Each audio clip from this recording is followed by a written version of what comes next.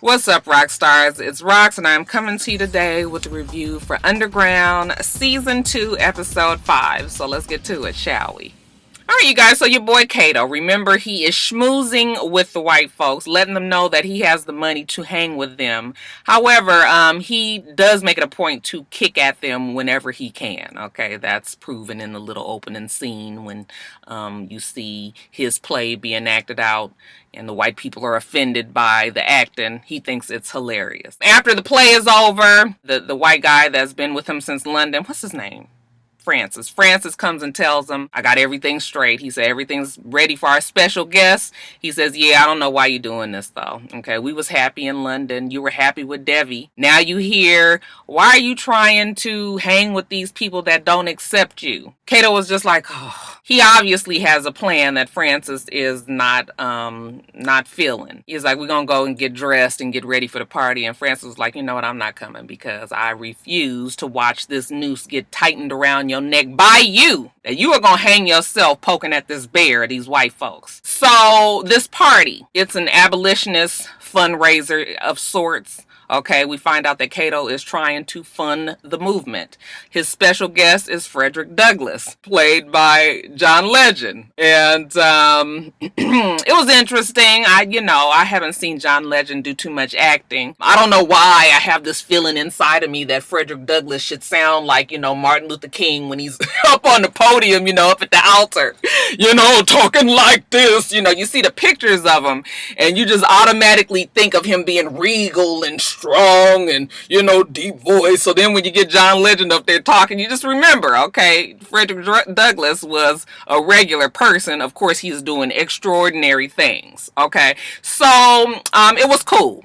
Anyway, he is trying to hit these people up for money to fund the abolitionist movement because, as his boy said, the black guy, the one that used to be the slave that's there with him, says war is inevitable. You got to have money to fund the fight. So he's hitting these people up. He's telling them how he got, to where he is, his scar, all of that. After he finishes talking to them, getting money from them, he sees the slave catchers in there. Okay, Patty and, oh boy, what's his name? Y'all know. And I was pissed that they were there because at least in this moment, as a free black man, and you got all these white people who are sympathetic to the movement, and you got free black people there, you had every right to, throw their ass the fuck up out of there, and it would be nothing that they can do. But see, that's the part of Kato that is that part that we can't quite figure out. Okay, he does walk up to them and he sort of humors them, and I was just like, why are you talking to him? Throw him the fuck out. They say that they don't want anything from him, they just want to talk. Okay, so she's, they're gonna go over to the bar and they'll talk to him later if he changes his mind. I'm real mad at the fact that the guy slave catcher, he's on this whole revenge plot. As the writer was talking to him earlier, Patty then got him all cleaned up, shaved up and everything. But the writer is talking to him was just like, why don't you go home to your son? Okay, he's so hell-bent on catching Rosalie, that's all he can see. So the fact that they're at Kato's house, I'm just like, this is not going to go well. His guy Francis comes up to him and tells him, hey, the Mayfair's gotten here, your package from London is here, meaning Devi. So Kato was like, get rid of everybody, politely, nicely, of course, but let's wrap up the night. So he goes and he tells Mr. Douglass that he's got to call it a night, and once they get rid of everybody, he goes and talks to Patty and August. And I was like, not good. Okay, now they want to know where the Black Rose is. He doesn't know who the Black Rose is. They say Rosalie. He was like, you want to get to Rosalie? You got to get to the mama. That's where, her heart lies. Make a long story short, you guys, there is a gun battle. It's Patty and August against Kato and his boys, right? Kato ducks away for a minute of safety, and when he lifts his head back up, all his fucking boys is dead, child. Okay, everybody, even Francis has been killed. The one person who has had his back since he's been in London, who didn't want him to do any of this to begin with, okay, who also had just brought Devi to Kato's house. So now Devi is there, and she's seeing this, all these people killed around her. They grab her. Of course, this drives Kato almost insane because of the fact that he might lose another person that he's in love with. I thought they was going to shoot her right then and there, but they didn't. You know, you just see him struggling trying to get to her. But now, you know, I mean, it's so ironic. Now Devi is going to see how terrible the United States can be. The reason why Kato is the way that he is, she's going to see it firsthand, okay? She coming straight from London where this shit ain't going down like this to, you know, she's about to be in the middle of it and see it firsthand. So we're going to see what happens there. But I mean, what? Are they going to sell them back as slaves? They're free. Are they going to keep them as hostages? Like, we don't know. All we know is that he should have never talked to Patty. Never talked to Patty and that other guy. Now, Steen, okay? Steen seems to be out of her broken stupor. All right, now the slaves is pissed at her, okay, because of her trying to kill herself, and they yelling and fussing at her, and she was just like, oh, shut up, shit. You guys act like you ain't did shit wrong around here. Everybody think they so fucking perfect. Y'all so quick to want to pick at me, but you ain't no better talking to me crazy. This is not even my family. I can't worry myself about you guys. So she stands up to him. When she walks away, okay, the side chick, Claire, she runs up to her. She admires the fact that she stood up to him. You know, Claire has a hard time doing that, especially with her father being the pastor. So she tells Steen, hey, I found out that the reason that you here, this is what they saying around the block. The reason that you're here is because you slept with Massa. Got him to love you, basically. His wife got jealous, and so she sold you off, and that's how you ended up on this plantation. Is that right? Steen was like, yeah, that's about right. She was like, you know what, I want you to teach me how to do that. And Steen was like, why? She was like, because I don't have no power here, and I need some. So Steen has a project now, and that's probably good, okay, because it focuses her. She is obviously trying to stop huffing, and she's going through withdrawals. We see that she's physically in pain. You know, she's trying to hold, you know, she holds her head, she holds her stomach. So she's going through the changes of trying to get off of it. So maybe this is a welcome distraction. She's talking to the girl. She's telling her, when you hook up with Massa, she was like, I know, just tell him whatever he wants. She was like, no, that ain't what you do. Okay, you have to find something in it for you. You got to believe in a little bit of the lie. Find some pleasure in at least a little part of it. Otherwise, it ain't gonna work. So, I'm sorry, I keep opening my eye weird. It's my eyelashes sticking. But she says, did you teach your daughter this? And Steen was like, nope, I didn't teach her this because I did everything for her. So she wouldn't have to do any of this. The big day. Steen and Clara go up and talk to Massa. He's up at the horse stables. He's, you know, brushing his horse. You know, Steen softens him up by thanking him for not, you know, beating her down when she cut up the fool when she was singing at his thing the other day. And then Clara catches his eye. Okay, long story short, you can tell he's interested. You know, he even lets her come and touch the horse, and he's gentle with her, and he holds her hand and all of that. Okay, so yeah, you see that Massa has some interest in her. All right, Steen was like, we got to get back to the field. And, you know, Claire doesn't understand why we're leaving so soon. And, you know, Steen was just like, yeah, leave some for the imagination. Go back to him after he's had his whiskey tonight, and you can stay a little longer. All right, yeah, girl, a little bit at a time. That's how these men are. You can't give them all at once. Otherwise, they will leave your ass alone. So after a while, we see that it works, okay? Clara runs up to Steen, who is on the beach. Steen is huffing again because I forgot to tell you guys that she got into a discussion of sorts with her boyfriend, if that's what you want to call him. Okay, one day when she was in the tub and just kind of contemplating life with that determined look on her face, though. It's a different look now than what she had suicide attempt. But anyway, she explains to the guy that, you know what, you don't have to apologize for beating on me. You don't know me. You don't know yourself. We in this fucked up ass place. You know, shit is bad. Okay, I can't even worry about it. You don't need to worry about me either. Okay, he tries to tell her that, you know, she thinks that she's special, that she better. You been in the big house, and it don't matter because you here now. You know, he tries to beat her down like that, and she was just like, you're right. Yeah, I've been through all of that. Okay, she kind of agrees with him, but she doesn't let him break her like he usually has in the past. So, because he's pissed at her and he knows that she's trying to stop, he leaves the little bottle of whatever the solution is down there. So, she's got it back, okay, and she's huffing again. But I would like to think that she might be huffing, but, you know, in smaller doses, just to get the, you know, get the edge off.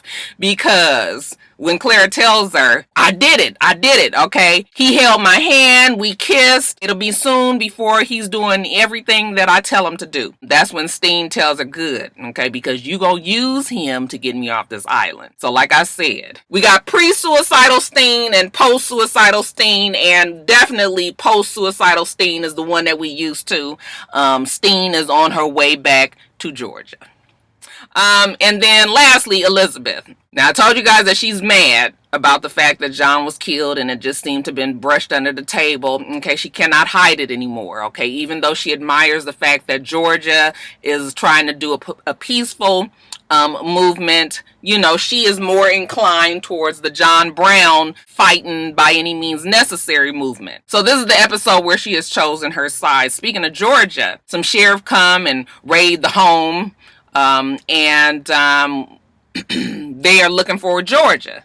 Okay, Elizabeth is like, why? You know, what did she do? And they said for fraud. Georgia finally turns herself in and they take her off. And while Elizabeth is looking through her desk, she realizes that she has free papers in there. She has been passing. Elizabeth thought that she was white. Now, I'm looking at this and thinking to myself, like, what? Like, I always thought that Georgia was black. I absolutely never thought that she was passing. I just thought that she was a free black and that people weren't bothering her so.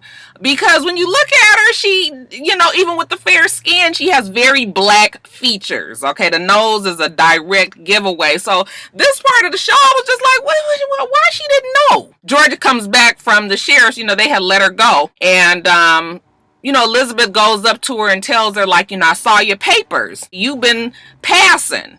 And, you know, that's not fair because you didn't say that you were black. You got people out here fighting this fight that puts them in danger. You're passing because it's easier. And Georgia was like, easy?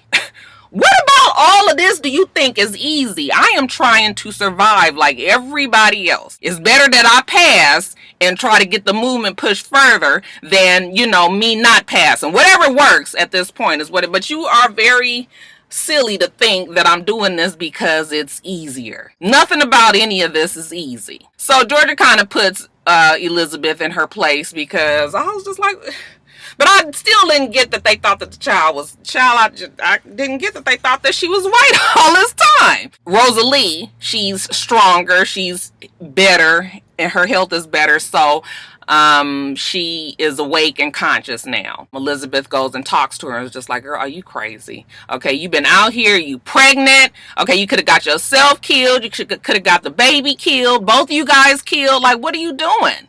Okay, and Rosalie was just like, look, I didn't even think about this baby at first. I thought maybe I was pregnant, but I couldn't worry about it. Then as my stomach began to grow, then I realized, like, I got a baby in there. My mom, my brother, Noah, you know, they were all with me in spirit. You know, and I knew that I was going to be safe, but Elizabeth was like, that is not really what may have happened there. Okay, you could have gotten yourself killed. So she only has her family in her sights. Elizabeth tells her, if you get that baby killed while you out there fighting the good fight, you are going to be alone. You won't be with family then. Elizabeth is trying to talk some sense into her, but she doesn't get through to her. Later on, as Rosalie is sitting there contemplating life, the door opens and child is Noah. I'll tell you, the way they looked at each other and the way they just could not believe through all of the unfortunate events that has happened, you know, from them being apart from each other and almost back together and apart and together and apart together, that they would make it back, you know, as two free blacks. Where she is, where are they, in Virginia? Y'all was thick in the throat.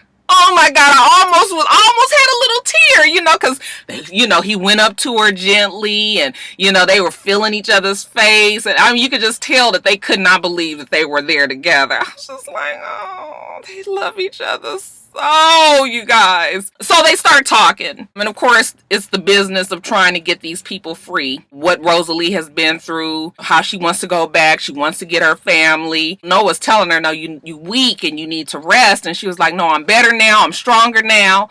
You know, we can go. And so she's trying to put a convincing argument on Noah. Later, while she's asleep, Elizabeth comes in there and talks to Noah. You know what? She will not go if you say you won't go.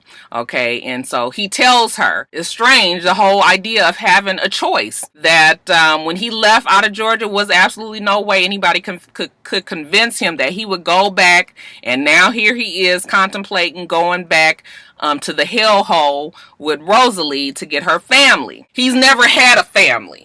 So he's never had something that made him want to choose one thing over his own safety. But now that he's with Rosalie and, you know, she feels so strongly, she wants to go back, she wants to get her family, you know, he is faced with this choice. And he's not sure if that's what he wants to do. Elizabeth again says, listen, she will not go if you say you don't want to go. But I don't think Noah can say no to Rosalie, okay, because after Elizabeth leaves and he's there talking to Rosalie in the most tenderest of scenes, you guys, he tells Rosalie that while he was in prison and they were apart from each other, he only thought of 3 things. He thought of her every single second of the day. He thought of the house that he was going to build brick for brick for them to live in with their family. And he also thought of giving her this ring that he made, and he has it and his hand is shaking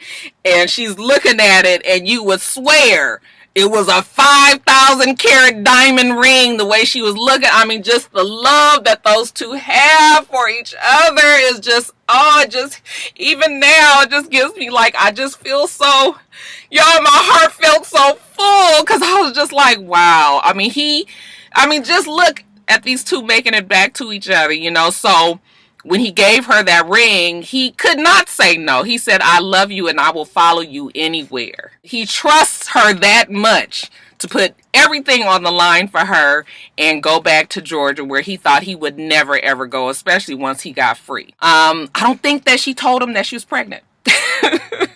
He doesn't know that she's pregnant. She is hiding that.